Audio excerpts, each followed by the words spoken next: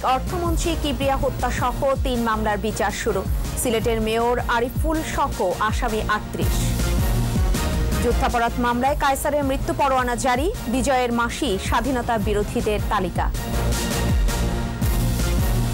সড়ক নির্মাণে প্রাকৃতিক ভারসাম্য রক্ষা করতে প্রধানমন্ত্রীর নির্দেশনা, সবাইকে আইন মানার তাগিদ।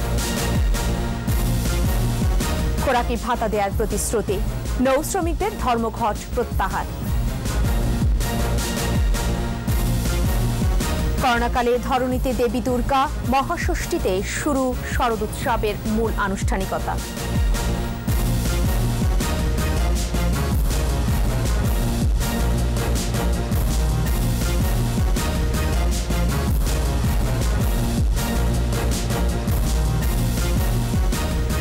শুনছিলেন ফার্স্ট সিকিউরিটি ইসলামী ব্যাংক লিমিটেড সংবাদ শিরোনাম।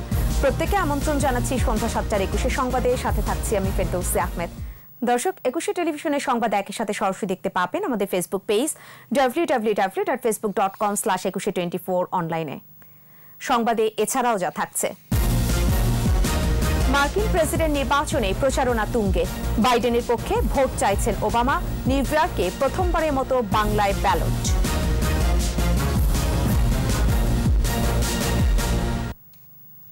সাবেক অর্থমন্ত্রী শাহ এএমএস কিবরিয়া ও সাবেক রেলমন্ত্রী সুরঞ্জিত সেনগুপ্তের উপর গ্রেনেড হামলার ঘটনায় দায়ের করা আলাদা 3 মামলার বিচার শুরু হয়েছে। বৃহস্পতিবার দুপুরে সিলেটের দ্রুত বিচার আদালতে আসামিদের উপস্থিতিতে চার্জ গঠনের মধ্য দিয়ে এই মামলার বিচার শুরু হয়। আসামিদের মধ্যে আছেন সাবেক স্বরাষ্ট্র প্রতিমন্ত্রী লুৎফুজ্জামান বাবর, সিলেটের মেয়র আরিফুল হক চৌধুরী ও হবিগঞ্জ পৌরসভার সাবেক মেয়র জি.কে. গৌস। সিলেট বিভাগীয় প্রতিনিধি ওয়েস্ট কোস্ট রিপোর্ট জানাচ্ছেন সমর ইসলাম। 2005 সালের 27 জানুয়ারি হবিগঞ্জের বৈদ্যের বাজারে গ্রেনেড হামলায় নিহত হন সাবেক অর্থমন্ত্রী শাহ এএমএস কিবরিয়া। এ ঘটনায় দায়ের করা 2টি মামলার মধ্যে হত্যা মামলাটি সিলেটের দ্রুত বিচার আদালতে বিচারাধীন। সাক্ষীরা উপস্থিত না থাকায় হত্যা মামলার সাক্ষ্য গ্রহণ করা যাচ্ছে না। তবে সাবেক স্বরাষ্ট্র প্রতিমন্ত্রী লুৎফুজ্জামান বাবর সহ আসামিরা উপস্থিত থাকায় চার্জ গঠনের মধ্য দিয়ে আনুষ্ঠানিকভাবে বিস্ফোরক মামলার বিচার শুরু হলো।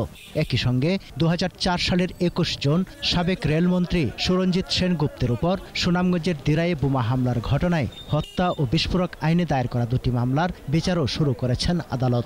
দীর্ঘদিন ধরে সকল আসামিকে একসাথে না পাওয়া এবং ঢাকা থেকে আসামি আনতে না পারার কারণে এইটা যে একটু ডিলে হয়েছে, এটা আজকে চার্জ গঠিত হয়েছে। দুপুরে কড়া নিরাপত্তায় কারাবন্দী সাবেক স্বরাষ্ট্র প্রতিমন্ত্রী লুৎফুজ্জামান বাবর সহ আসামিদের আদালতে আনা হয়। আর জামিনে থাকা সিলেটের মেয়র আরিফুল হক চৌধুরী ও হবিগঞ্জ জেলা বিএনপি নেতা জি.কে. গৌস আদালতে হাজির হন। তাদের উপস্থিতিতেই মামলার শুনানি শেষে চার্জ গঠন করা হয়। আইনজীবীরা জানান, কারাগারে থাকা সাবেক স্বরাষ্ট্র প্রতিমন্ত্রী বাবর সহ 9 আসামিকে আদালতে হাজির করা হয়। সব আসামি গ্রেফতার না হওয়া এবং সাক্ষীরা সময়মতো সাক্ষ্য না দেয়ায় আলোচিত এসব মামলার বিচারে ধীরগতি বলেও মনে করেন তারা। সমর ইসলাম, 21 টেলিভিশন। মানবতা বিরোধী অপরাধের মামলায় মৃত্যুদণ্ডপ্রাপ্ত সাবেক প্রতিমন্ত্রী সৈয়দ মোহাম্মদ কায়সারের বিরুদ্ধে মৃত্যু পরোয়ানা জারি করেছেন আন্তর্জাতিক অপরাধ ট্রাইব্যুনাল। ট্রাইব্যুনালের রেজিস্ট্রার সাইদ আহমেদ জানান, সৈয়দ মোহাম্মদ কায়সারের বিরুদ্ধে মৃত্যু পরোয়ানা কেন্দ্রীয় কারাগার সহ সংশ্লিষ্ট দপ্তরে পাঠানো হয়েছে। এর আগে বুধবার সাবেক প্রতিমন্ত্রী সৈয়দ মোহাম্মদ কায়সারের মৃত্যুদণ্ড বহাল রেখে চূড়ান্ত রায় প্রকাশ করা হয়। গত 14 জানুয়ারি মানবতা বিরোধী অপরাধের মামলায় মৃত্যুদণ্ড বহাল রাখেন আপিল বিভাগ। মুক্তিযুদ্ধের সময় ব্রাহ্মণবাড়িয়া ও হবিগঞ্জে হত্যা, গণহত্যা, ধর্ষণের মতো যুদ্ধাপরাধের দায়ে সৈয়দ কায়সারকে 2015 সালের 23 ডিসেম্বর মৃত্যুদণ্ড দেন আন্তর্জাতিক অপরাধ ট্রাইব্যুনাল 2। মহান মুক্তিযুদ্ধের সময় পাকিস্তানি হানাদার বাহিনীর সহযোগী রাজাকার আলবদর আল শামস সহ স্বাধীনতা বিরোধীদের আংশিক তালিকা প্রকাশ করা হবে বিজয়ের মাসে। নিশ্চিত তথ্যের ভিত্তিতে এ তালিকা তৈরি হচ্ছে বলে জানিয়েছে স্বাধীনতা বিরোধী তালিকা প্রণয়ন কমিটি। দেখুন যে.ইউ. জুবায়েরের রিপোর্ট। 1971 সালে সমগ্র জাতি যখন মুক্তিযুদ্ধে, তখন কিছু বিশ্বাসঘাতক পাকিস্তানি হানাদার বাহিনীর পক্ষে তৎপর হয়ে ওঠে। গড়ে তোলে রাজাকার, আলবদর, আল শামসের মতো খুনি বাহিনী। হানাদারদেরও সহায়তায় কেউ কেউ মনোনীত হয় এমএলএ হিসেবে। এইসব স্বাধীনতা বিরোধীদের তালিকা প্রণয়নের কাজ শুরু করেছে সরকার। তথ্য সংগ্রহে মাঠে নেমেছেন 6 সদস্যের সাব কমিটি। সাব কমিটির দায়িত্বটা হলো এগুলোকে সংগ্রহ করে আমরা স্ট্যান্ডিং কমিটিতে মাধ্যমে আমরা মন্ত্রণালয়ে পাঠিয়ে দেবো, মন্ত্রণালয় এটা প্রকাশ করবে। এর আগে জেলা প্রশাসকদের দায়িত্ব দেওয়া হলে স্বাধীনতা বিরোধীদের একটি ভুলে ভরা তালিকা তৈরি হয়। এমন প্রেক্ষাপটে স্বাধীনতা বিরোধী তালিকা প্রণয়ন সাব কমিটি গঠন করা হয়। আহ্বায়ক করা হয় শাহজাহান খানকে। জেলা প্রশাসকদের উপরে যে দায়িত্ব আমরা দিলাম, সেই দায়িত্ব কিন্তু আমরা যথারীতি তারা এই তালিকাটা প্রেরণ করতে পারেনি। বীর মুক্তিযোদ্ধাদেরকে সমন্বয়েই কিন্তু আমরা এই তালিকাটা করব, এটা আমরা সিদ্ধান্ত নিয়ে আমরা এগোচ্ছি। আমাদের প্রথম সভাটা হয়ে গেছে। এই সাব কমিটি মুক্তিযুদ্ধকালীন মুক্তিযোদ্ধা কমান্ডার, মুক্তিযোদ্ধা ও বয়োজ্যেষ্ঠ ব্যক্তিদের কাছ থেকে তথ্য সংগ্রহ করছে। এই প্রক্রিয়ায় একটি সঠিক তালিকা করা সম্ভব হলে বলে জানান শাহজাহান খান। তথ্যগুলো সংগ্রহ করব এবং সংগ্রহ করে ওইটাই প্রকাশ করব তা নয়, আমরা চেষ্টা করব শতভাগ নিশ্চিত হয়ে সেই নামগুলো প্রকাশ করতে। 16 ডিসেম্বরেই অন্তত আংশিক হলেও আমরা একটা তালিকা আমরা প্রকাশ করতে চাই। স্বাধীনতা বিরোধীদের সঠিক তথ্য থাকলে কমিটিকে জানানোর জন্য সকলের প্রতি আহ্বান জানিয়েছেন স্বাধীনতা বিরোধী তালিকা প্রণয়ন সাব কমিটির আহ্বায়ক। তারও যদি কেউ তথ্য সংগ্রহ করে আমাদেরকে দিতে পারেন, আমরা সেটাও তদন্ত করে সেই নাম আবার অন্তর্ভুক্ত করব। জে ইউজুবায়ের, 21 টেলিভিশন, ঢাকা। প্রধানমন্ত্রী শেখ হাসিনা বলেছেন, সড়ক মহাসড়কে দুর্ঘটনার স্থান ও কারণ নির্ধারণ করে সমাধানের উদ্যোগ নিয়েছে সরকার। সেই সাথে রয়েছে মধ্য ও দীর্ঘমেয়াদী পরিকল্পনা। নিরাপদ সড়ক দিবসে আলোচনা অনুষ্ঠানে ভিডিও কনফারেন্সে প্রধানমন্ত্রী নির্দেশ দেন, নতুন সড়ক নির্মাণকালে রক্ষা করতে হবে প্রাকৃতিক ভারসাম্য। চালকদের ট্রাফিক আইন ও চিহ্ন মেনে চলার তাগিদ দেন প্রধানমন্ত্রী শেখ হাসিনা। প্রণব চক্রবর্তীর রিপোর্ট। 2007 সালে সড়ক দুর্ঘটনার সংখ্যা ছিল। মুজিব বর্ষের শপথ, সড়ক করব নিরাপদ, এ স্লোগানকে প্রতিপাদ্য করে এবছর পালিত হচ্ছে নিরাপদ সড়ক দিবস। এ উপলক্ষে আলোচনা অনুষ্ঠানে গণভবন থেকে ভিডিও কনফারেন্সে যুক্ত হন প্রধানমন্ত্রী শেখ হাসিনা। এ সময় তিনি বলেন, যে কোনো দেশের উন্নয়ন অগ্রগতির জন্য যোগাযোগ ব্যবস্থার উন্নতি জরুরি। সে লক্ষ্যে ৬,৩৫৮.৬৭ ভাগ মহাসড়ক মজবুত করা হয়েছে। চিহ্নিত হচ্ছে দুর্ঘটনা প্রবণ স্থানগুলো। কোথায় কোথায় অ্যাক্সিডেন্ট হয়, কোথায় বেশি হচ্ছে, কি কারণে হচ্ছে, সেগুলি সুনির্দিষ্টভাবে খুঁজে বের করে আমরা ধীরে ধীরে সেগুলি কিন্তু সংস্কার করে দিচ্ছি। ইতিমধ্যে আমরা সেটা শুরু করেছি। প্রধানমন্ত্রী বলেন, সুনির্দিষ্ট লক্ষ্য ও কাঠামো থাকলে একটি দেশের উন্নয়ন সহজ হয়। এ কারণে গ্রামীণ সড়ককে প্রাধান্য দেওয়ার পাশাপাশি গুরুত্ব দেওয়া হচ্ছে ঢাকার সাথে সারা দেশের যোগাযোগ সহজতর করা। 41কে সামনে রেখে যত রাস্তাঘাট, সড়ক, মহাসড়ক যা আছে, আমরা কোন কোন জায়গায় আমাদের যোগাযোগটা আরও বাড়াতে হবে, কোথায় কোথায় আরও দ্রুত যোগাযোগ বাড়াতে হবে, কোন কোন ক্ষেত্রে আমাদের ব্যবসা বাণিজ্য বাড়বে, সেই সবগুলি বিবেচনা করেও কিন্তু আমরা পরিকল্পনা প্রণয়ন করে নিচ্ছি। আমরা এই প্রেক্ষিত পরিকল্পনার উপর ভিত্তি করেই কিন্তু আমরা পঞ্চবার্ষিকী পরিকল্পনা নিচ্ছি। শেখ হাসিনা বলেন, চালকদের ড্রাইভিং লাইসেন্স দেওয়ার ক্ষেত্রে রাখতে হবে স্বচ্ছতা, পথচারী সহ সকলকেই মানতে হবে ট্রাফিক আইন। অনলাইনে আবেদন করে ড্রাইভিং শিক্ষাটা এবং ড্রাইভিং শিক্ষাটা জেলা উপজেলা পর্যায় পর্যন্ত নিয়ে যেতে হবে। সবাইকে কিন্তু ড্রাইভিং শিক্ষাটা দিতে হবে। ড্রাইভার যারা এখন গাড়ি চালায় তাদেরকেও আমি মনে করি স্বল্পকালীন সময়ে কিছু ট্রেনিং দিয়ে ট্রাফিক রুলটা যাতে তারা মানে সেটা নিশ্চয়ই খেয়াল রাখতে হবে। আরেকটা বিষয় লক্ষ্য রাখতে হবে, যারা গাড়ি চালাচ্ছে তারা মাদক সেবন করে কিনা, তাদের ডোপ পরীক্ষা করা দরকার এবং মাদক সেবন করে কিনা পরীক্ষা করা দরকার। প্রত্যেকটা ড্রাইভারের এই পরীক্ষাটা একান্তভাবে অপরিহার্য। ট্রাফিক আইন মেনে চলা, এটা সকলের ক্ষেত্রে প্রযোজ্য। এ সময় দেশবাসীকে করোনা ভাইরাসের দ্বিতীয় তরঙ্গের গুরুত্ব বিবেচনায় জনসমাগমে মাস্ক পরার আহ্বান জানান প্রধানমন্ত্রী শেখ হাসিনা। কিছুক্ষণ খোলা বাতাস আপনাকে নিতে হবে, আবার যখনই লোকের সঙ্গে কথা বলবেন, মিশবেন, মাস্কটা পরে থাকবেন। প্রণব চক্রবর্তী, 21 টেলিভিশন, ঢাকা। খোরাকি ভাতার দাবি মেনে নেওয়ার শর্তে ধর্মঘট প্রত্যাহার করেছে নৌযান শ্রমিকরা। ধর্মঘটের তৃতীয় দিনেও সারা দেশে নৌপথে পণ্য পরিবহন বন্ধ থাকার পর সচিবালয় বৈঠকে মালিকপক্ষ খোরাকি ভাতা দেওয়ার প্রতিশ্রুতি দেন। শ্রম মন্ত্রণালয়ে প্রতিমন্ত্রীর সঙ্গে পণ্যবাহী নৌযান শ্রমিকদের সঙ্গে এ বৈঠক হয়। এতে শ্রমিকদের 11 দফা দাবি নিয়েও আলোচনা হয়। এর আগে নৌ পরিবহন প্রতিমন্ত্রীর সাথে বৈঠক হয়। করোনা পরিস্থিতিতে স্বাস্থ্যবিধি সহ 33 নির্দেশনা অনুসরণ করে শুরু হয়েছে সনাতন ধর্মাবলম্বীদের সবচেয়ে বড় ধর্মীয় উৎসব দুর্গাপূজা। মহাষষ্ঠীতে মন্দির মণ্ডপে মায়ের আরাধনা আর শাস্ত্রীয় নিয়মই সীমাবদ্ধ থাকে পূজার আনুষ্ঠানিকতা। করোনা মহামারী থেকে মুক্তি আর পৃথিবীতে শান্তি প্রতিষ্ঠায় মায়ের কাছে মঙ্গল প্রার্থনা করেন ভক্তরা। তপু শাহিনের ক্যামেরায় স্মৃতি মণ্ডলের রিপোর্ট। মহাষষ্ঠীতে ঢাকের বাদ্য, উলুধ্বনি আর কাসর ঘণ্টায় মুখর মন্দির মণ্ডপ।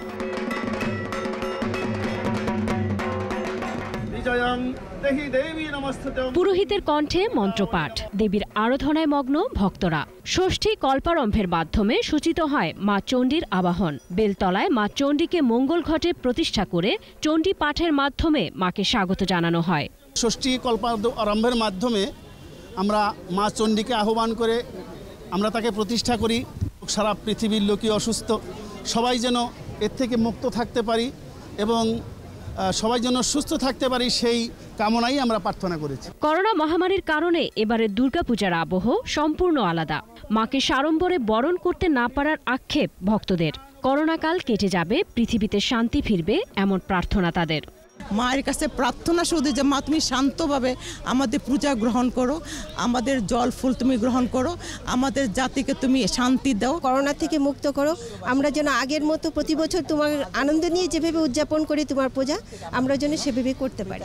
উৎসব যখন না থাকে একটু তো মনে কষ্ট লাগেই, তারপরেও এত কিছুর মধ্যে যে মাকে ডাকতে পাচ্ছি, মা আমরা মনে করি আমরা ডাকি মানে আসে।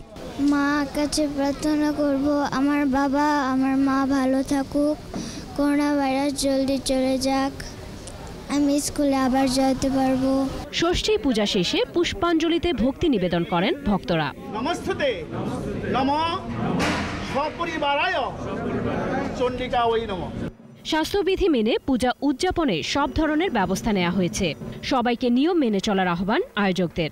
অঞ্জলির সময় আমরা 25 থেকে 50 জনকে আমরা লিমিটেড করে দিয়েছি। কারো যদি স্থান যদি বেশি হয়, যদি সে 100 জনকে ফিজিক্যাল ডিস্টেন্সিংটা মেনটেন করে যদি তারা রাখতে পারে, তারা সেটা নেবেন। দেবী দুর্গা এবার মর্তে এসেছেন দোলায় চড়ে, যাবেন গজে। করোনা পরিস্থিতিতে উৎসবকে বাদ দিয়েই হচ্ছে এবারে দুর্গাপূজা। নেই কোনো আলোকসজ্জা, নেই কোনো উৎসব আনন্দের আয়োজন, কিন্তু ভক্তি আর ভালোবাসায় অবিচল ভক্তরা। মায়ের চরণে পুষ্পাঞ্জলি দিয়ে করোনামুক্ত পৃথিবীর প্রার্থনাই ছিল সবার কণ্ঠে। স্মৃতি মণ্ডল, 21 টেলিভিশন, ঢাকা। স্বাস্থ্যবিধি মেনে চলুন, সুস্থ থাকুন। বিরতি নিচ্ছি, যখন ফিরছি তখন অন্যান্য খবরের সঙ্গে আরও থাকবে। পেঁয়াজ রপ্তানি বন্ধ করলে 1 মাস আগে জানানোর অনুরোধ। ভোজ্য তেলের দাম কমল লিটারে 2 টাকা। 20 লাখ ব্যানকোভিড কিনবে নেপাল। সমঝোতা স্মারক সই, ক্লিনিক্যাল ট্রায়ালে আগ্রহ।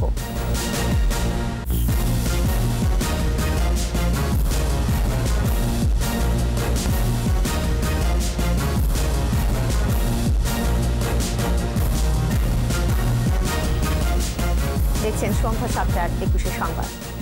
পেঁয়াজ রপ্তানি বন্ধ করতে চাইলে অন্তত 1 মাস আগে বাংলাদেশকে আনুষ্ঠানিকভাবে জানাতে ভারতীয় হাই কমিশনার বিক্রম দোরাইস্বামীকে অনুরোধ করেছেন বাণিজ্য মন্ত্রী টিপু মুনশি।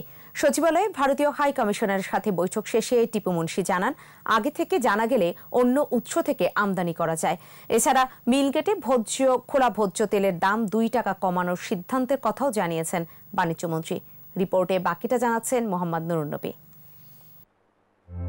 বছরে পেঁয়াজের মোট চাহিদা 30 লাখ টনেরও বেশি, উৎপাদন হয় 25 লাখ টনের মতো। তবে যথাযথ সংরক্ষণ ও বাজারজাত না করার ফলে গড়ে 25 থেকে 30% পেঁয়াজই নষ্ট হয়ে যায়। সেই হিসেবে ঘাটতি 8 থেকে 9 লাখ টন। চাহিদা পূরণে বরাবরই প্রতিবেশী ভারতের উপরেই নির্ভরশীল বাংলাদেশ। গেল কয়েক বছর অভ্যন্তরীণ চাহিদার কথা বলে আগেভাগে কোনো ঘোষণা ছাড়াই হঠাৎ পেঁয়াজ রপ্তানি বন্ধ করে ভারত। সাথে সাথেই সংকট দেখা দেয় দেশের বাজারে। এই অবস্থায় রপ্তানি বন্ধ করতে হলে অন্তত 1 মাস আগে নোটিশ করার অনুরোধ বাণিজ্য মন্ত্রণালয়ের। সচিবালয়ে ভারতের হাই কমিশনার বিক্রম দোরাইস্বামী সৌজন্য সাক্ষাতে এলে এ বার্তা দেন বাণিজ্যমন্ত্রী। All on a sudden close করে দেওয়াটা really bit problem for us. So I will suggest, I will request in future if really that thing comes, please give us a notice for at least 30 days so we can have an alternative market. বাণিজ্যমন্ত্রী জানান আগামী 3 বছরে পেঁয়াজ উৎপাদনে স্বয়ংসম্পূর্ণ হতে চায় বাংলাদেশ। আমরা একই রকম ক্লাইমেটের মধ্যেই আমাদের দুটো দেশ। গত বছরও কিন্তু যে অঞ্চল থেকে আমাদের পেঁয়াজ আসে ভারতের, সেই বম্বে, নাসিক, সেই অঞ্চলে কিন্তু বৃষ্টির কারণে সেখানেও প্রোডাকশন কিন্তু অ্যাফেক্টেড হয়েছে। এবারও কিন্তু ভারতের বন্যা আমাদের বন্যা একই রকম, যার জন্য ভারতের উপরে আমরা খুব বেশি ডিপেন্ড করতে চাই না, বিশেষ করে পেঁয়াজের জন্য। আগামী 3 বছরের মধ্যে আমরা যেন পেঁয়াজে স্বয়ংসম্পূর্ণ, এটাই মন্ত্রকতা। কেন তাদের লোককে না খাইয়ে আমাদের দেবে না, এটা আমাদের ক্ষেত্রে হলেও হতো। তাছাড়াও আমরা গ্রীষ্মকালীন সামার সময়ে যে পেঁয়াজ অনিয়ন উৎপাদন করা যায় সেই বীজ নিয়ে কাজ করছে আমাদের কৃষি মন্ত্রণালয়।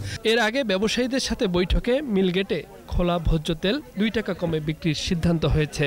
এতে সয়াবিন তেল মিলগেটে 2 টাকা কমিয়ে 90 টাকা এবং পাম তেল 80 টাকা মূল্যে বিক্রি হবে। তবে হিসাবটা কেজি না লিটারে তা নিয়ে আছে অস্পষ্টতা। মোহাম্মদ নুরুন নবী, 21 টেলিভিশন, ঢাকা। গ্লোব বায়োটেকের করোনা টিকা ভ্যানকোভিড সফল প্রমাণিত হলে প্রাথমিকভাবে 20 লাখ ডোজ নেবে নেপাল। দুপুরে রাজধানী তেজগাঁওয়ে প্রতিষ্ঠানটির ভ্যাকসিন ইউনিট পরিদর্শন শেষে কথা জানান বাংলাদেশে নিযুক্ত নেপালের রাষ্ট্রদূত ডাক্তার বংশীধর মিশ্র।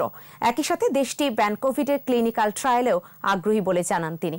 আর গ্লোবের চেয়ারম্যান হারুনুর রশিদ বলেন, সরকার চাইলে দেশে টিকা সরবরাহ নিশ্চিত করেই রপ্তানি করা হবে।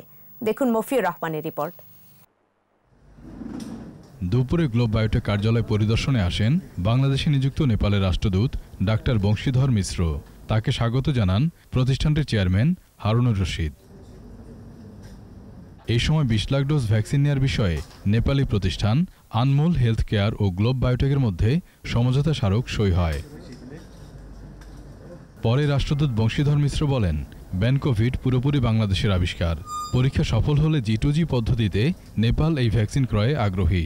Nepali are very much confident that this is very good vaccines and we will be benefited. That means that we will definitely purchase or we will take these vaccines for Nepali people. Bangladesh চাইলে নেপালে ভ্যাকসিনটির clinical trial হতে পারে বলেও জানান তিনি। People of Nepal are very much interested to take part in the even trial. I'm sure about that. So this will be very fortunate for us to be a part of trial. Globe বায়োটেকের chairman বলেন, এরই মধ্যে বিভিন্ন দেশ থেকে ভ্যাকসিনটি নেয়ার জন্য যোগাযোগ করা হচ্ছে। দেশের স্বার্থ সংরক্ষণ করেই অন্য দেশে ভ্যাকসিন দেওয়া হবে বলে জানান তিনি। আমরা অবশ্যই বাংলাদেশকে স্যাটিসফাইড করে বাইরে দিব। আমার প্রোডাকশন ক্যাপাসিটির বাইরে যদি আমার ডিমান্ড বেশি থাকে তখন আমি এটাকে অন্য কোম্পানি থেকে বানাই, এটাকে কন্ট্রাক্ট টোল ম্যানুফ্যাকচারিং বলে। তো আমাদের কন্ট্রাক্ট ম্যানুফ্যাকচার আমাদের বাংলাদেশের 4-5টা কোম্পানি আছে। ভ্যাকসিনের দাম সাধারণ মানুষের নাগালের মধ্যেই থাকবে বলেও জানান Globe chairman. American vaccine, American মডার্নাটা খুব সম্ভবত $50 না $60 ওরা নির্ধারণ করছে। হয়তো আমাদের হয়তো আরো $20 কম হইতে পারে, এইরকম হোক। মফিউর রহমান, 21 টেলিভিশন, ঢাকা। 24 ঘন্টায় কোভিড-19 দেশে আরও 24 জনের মৃত্যু হয়েছে। এ নিয়ে মোট মৃত্যু 5,747। স্বাস্থ্য অধিদপ্তরের সংবাদ বিজ্ঞপ্তি বলছে, 229তম দিনে 110টি ল্যাবে 14,958 নমুনা পরীক্ষায় শনাক্ত হয়েছে 1,696। এ নিয়ে মোট শনাক্ত 3,94,827 জন। নতুন 1,687 সহ সুস্থ হয়েছে 3,10,532 জন। সুস্থতার হার শতকরা 78.65 এবং মৃত্যু 1.46%। সবচেয়ে বেশি মৃত্যু ঢাকা বিভাগে 2,951 জন। এর পরের অবস্থান চট্টগ্রাম বিভাগে মারা গেছেন 1,150 জন। চট্টগ্রামে মৃত ব্যক্তি জীবিত হয়ে ওঠার ঘটনায় চট্টগ্রামের চিফ মেট্রোপলিটন ম্যাজিস্ট্রেটকে সার্বিক অনুসন্ধানের নির্দেশ দিয়েছেন হাইকোর্ট। মামলার 2 আসামির মধ্যে দুর্জয় আচার্য জামিন পেয়েছেন।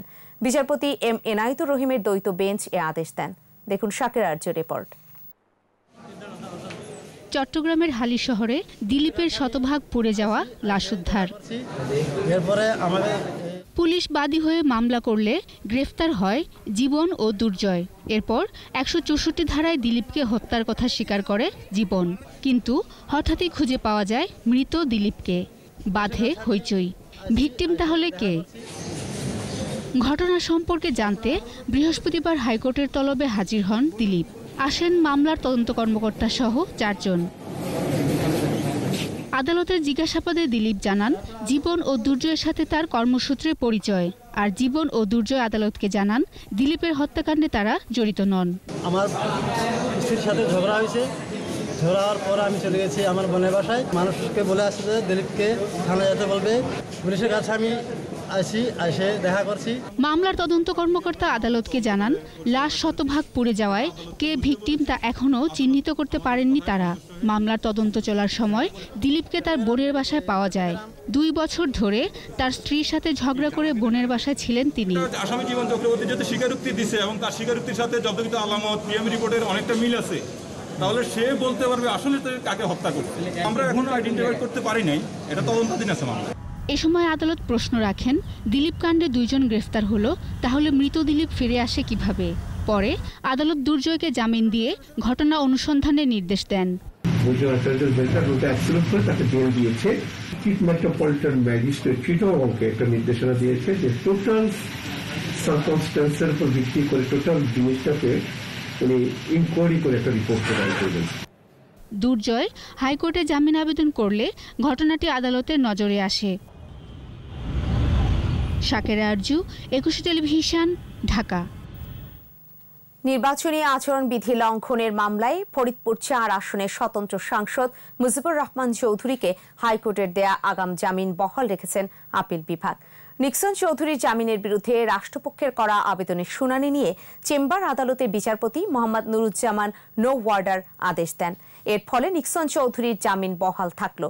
এর আগে গত মঙ্গলবার হাইকোর্ট তাকে শর্ত সাপেক্ষে 8 সপ্তাহের আগাম জামিন দেন। গত 18 অক্টোবর হাইকোর্টে আগাম জামিনের আবেদন করেন নিক্সন চৌধুরী।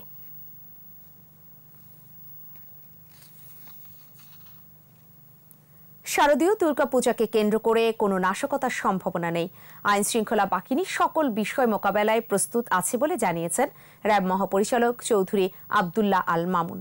দুপুরে রাজধানী বনানীতে পূজা মণ্ডপ পরিদর্শন শেষে তিনি বলেন, পূজা অর্চনা করার সময় সকলের স্বাস্থ্যবিধি নিশ্চিত করা এবং স্বাস্থ্যবিধি পালনের সকল ব্যবস্থা নেওয়া হয়েছে। সারা দেশব্যাপী পূজা মণ্ডপে পর্যাপ্ত নিরাপত্তা ব্যবস্থা নেওয়া হয়েছে। নাশকতা রোধে নিরাপত্তা জোরদার করা হয়েছে। গোয়েন্দার তথ্যগুলোর প্রেক্ষিতে আমরা বলতে পারি এখনো পর্যন্ত আমরা এই ধরনের কোনো নাশকতার সম্ভাবনা দেখছি না। তারপরও আমরা সবসময় তৎপর থাকি, যে কোনো সময় যে কোনো তথ্য পেলে আমরা এই বিষয়ে সতর্ক আছি এবং ব্যবস্থা নেওয়ার জন্য তৎপর আছি। স্বাস্থ্যবিধি মেনে চলুন, সুস্থ থাকুন। আরেকটা বিরতি, যখন ফিরব তখন থাকবে। রাজধানীতে বিসিকের হেমন্ত মেলা, জমজমাট বেচাকেনায় প্রাণ ফিরে পেয়েছেন ক্ষুদ্র উদ্যোক্তারা।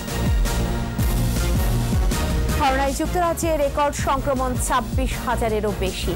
ভারতে আক্রান্ত 77 লাখ ছাড়ালো।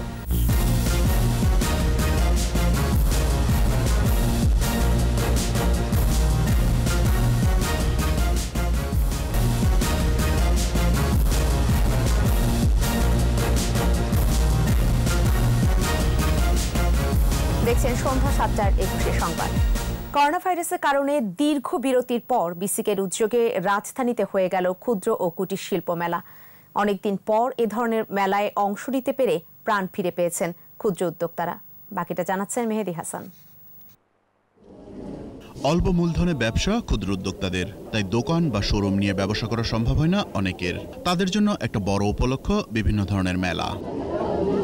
বছরে 8 থেকে 10টি মেলায় অংশ নিয়ে থাকেন তারা, কিন্তু করোনা সংকটে বন্ধ হয়ে যায় সব ধরনের মেলা বা প্রদর্শনী। এমন পরিস্থিতিতে রাজধানীতে বিসিকের এই হেমন্ত মেলা যেন প্রাণ ফিরিয়ে দিয়েছে ক্ষুদ্র উদ্যোক্তাদের। এখানে অনেক খরচ কম, আপনার স্টল ভাড়া কম, আর মার্কেটে করতে গেলে তো অনেক খরচ করা লাগে। আমি ঢাকাতে করি, ঢাকার বাইরেও করি, সব মিলে 12-15টার মতো অ্যাটেন্ড করা হয়।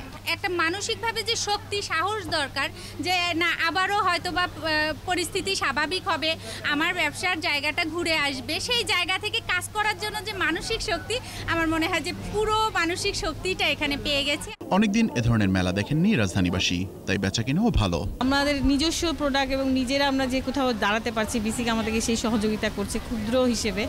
বিসিকের অনেক ধন্যবাদ আসলে আমাদের এত সুন্দর একটা আয়োজন করার জন্য। মতিঝিলের বিসিক কার্যালয়ে 18 অক্টোবর শুরু হয়েছিল 5 দিনব্যাপী এই মেলা। মেহেদী হাসান, 21 টেলিভিশন, ঢাকা। সোশ্যাল ইসলামী ব্যাংক লিমিটেড বাণিজ্য সংবাদ।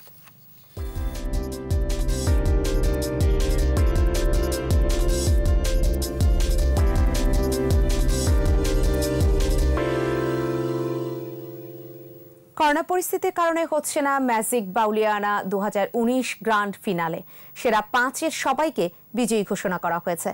সান ফাউন্ডেশনের উদ্যোগে এবং স্কয়ার টয়লেটরিজের পৃষ্ঠপোষকের আয়োজক মাছরাঙা টেলিভিশন 2019 সালের 26 সেপ্টেম্বর পর্যন্ত প্রতিযোগিতায় রেজিস্ট্রেশন করেন 42,000-এরও বেশি প্রতিযোগী।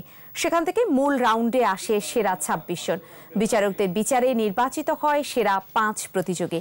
তাদের সবাইকে দেয়া হয় 2.5 লক্ষ টাকা করে প্রাইজ মানি। এছাড়া 5 জনের আলাদা আলাদা মিউজিক ভিডিও নির্মাণ করে টিভি ও ইউটিউবে সম্প্রচার করা হবে। ওয়ালটনের ফ্রিজ কিনে 500% ক্যাশ ভাউচার পেয়েছেন নারায়ণগঞ্জের রিকশা চালক হাবিব বিশ্বাস। বন্দর উপজেলার SS শাক রোডে ওয়ালটন প্লাজায় হাবিব বিশ্বাসের হাতে ক্যাশ ভাউচার তুলে দেওয়া হয়। এ সময় উপস্থিত ছিলেন ওয়ালটনের যাত্রাবাড়ি জোনের এরিয়া ম্যানেজার মাকসুদ আলম, বন্দর প্লাজা ম্যানেজার শাহেদ মাহমুদ সহ স্থানীয় ব্যবসায়ীরা। ওই টাকায় ল্যাপটপ ও মোবাইল ফোন সহ 10টি ওয়ালটন পণ্য নিয়েছেন হাবিব। পরবর্তী ঘোষণা না দেওয়া পর্যন্ত এসব সুবিধা পাবেন ক্রেতারা। শেষ করছি কবি জীবনানন্দের প্রয়াণ দিবসের খবর দিয়ে। রূপসী বাংলার কবি জীবনানন্দ দাশের 66তম প্রয়াণ দিবস আজ। 1954 সালের এই দিনে কলকাতায় ট্রাম দুর্ঘটনায় প্রাণ হারান তিনি। জীবনানন্দ দাশ আধুনিক বাংলা কবিতার অন্যতম পথিকৃৎ। 7টি তারার তিমির, বনলতা সেন, রূপসী বাংলা সহ তাঁর কাব্যগ্রন্থে তিনি উদ্ভাসিত নিজস্ব সত্য ও স্বকীয়তায়। গ্রাম বাংলার ঐতিহ্যময় নিঃসর্গ ও রূপকথা পুরাণের জগৎ তার কাব্যে হয়ে উঠে এসেছে মহাকাব্যিক আদলে। দেখুন আদিত্য মামুনের রিপোর্ট। শিব ফিরে ধান সিঁড়িটির তীরে এই বাংলা। জীবনানন্দ দাশ 1899 সালে বরিশালে জন্ম। 1921 সালে কলকাতা প্রেসিডেন্সি কলেজ থেকে ইংরেজি সাহিত্যে MA, পরে যুক্ত হন শিক্ষকতায়। ভারত ভাগের কিছুদিন আগে স্থায়ী হন কলকাতায়। হাজার বছর ধরে জীবনানন্দ দাশ বাংলা কবিতাকে ঋদ্ধ করেছেন পরম যত্নে। তার কবিতায় গ্রামীণ বাংলার রূপ, প্রকৃতি, নিঃসর্গতা, নির্জনতা ঘুরে ফিরে এসেছে। ঘুমায় পড়িবা আমি একদিন তোমাদের নক্ষত্রের রাতে। তার কাব্য সব সময় উচ্চারণ করেছে বিপন্ন মানুষের নিঃশব্দ দীর্ঘশ্বাস। নারী, প্রেম আর প্রকৃতিকে বর্ণনা করেছেন মহাকাব্যের রসের আস্বাদনে। তিনি উদ্ভাসিত আপন মহিমায়, তার দেশপ্রেম ও কাব্যরসে। তার জীবন নাতিদীর্ঘ, ভাবনার জগৎ জীবনের চেয়েও বড়। বাংলার রূপ দেখে তিনি পৃথিবীর রূপ খুঁজতে চাননি। স্বদেশের ঘাস, লতা, মাটি, জল, বাতাস, পাখ পাখালি, পতঙ্গ বিহঙ্গ তার মন হরণ করেছিল। তিনি ছিলেন নির্জনতার চাদরে ঢাকা এক সরব কবি। শেষ পর্যন্ত জীবনকে তিনি আঁকতে চেয়েছেন পৃথিবীর রং দিয়ে। দেশপ্রেম, মৃত্যু চিন্তা, আবাদ প্রকৃতি ও প্রাণের স্পন্দনের মিশেলে জীবনানন্দ কবিতার বরপুত্র। শাশ্বত রাত্রির বুকে সকলই অনন্ত সূর্যোদয়। তার মা কুসুম কুমারী দেবীর বিখ্যাত ছড়া আমাদের দেশে হবে সেই ছেলে কবে, কথায় না বড় হয়ে কাজে বড় হবে। জীবনানন্দ দাশের ভেতর তার মা দেখতে পেয়েছিলেন সেই সন্তানকে। জীবনানন্দ তার শিল্প জগতে মূর্ত করেছেন বিপন্ন মানবতার ছবি। আধুনিক নগর জীবনের অবক্ষয়, হতাশা, নিঃসঙ্গতা, সংশয়বোধ এবং শেষ পর্যন্ত প্রগাঢ় জীবনের আহ্বানকে।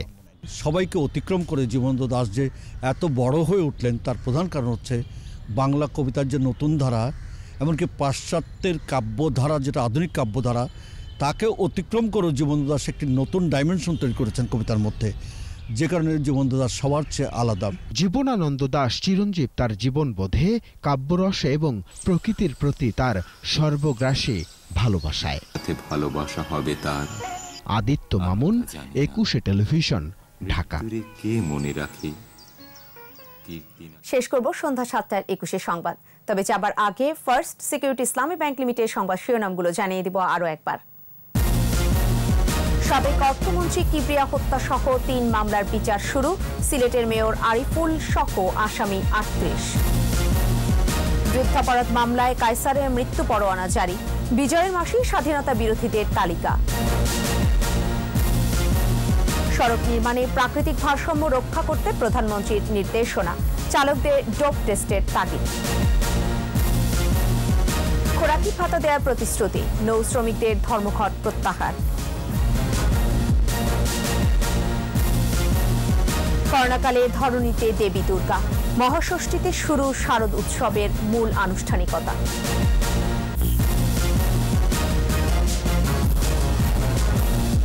সর্বশেষ খবর জানতে ডায়াল করতে পারেন 2021 নম্বরে, আর ভিজিট করুন 21-tv.com এই ওয়েবসাইটে।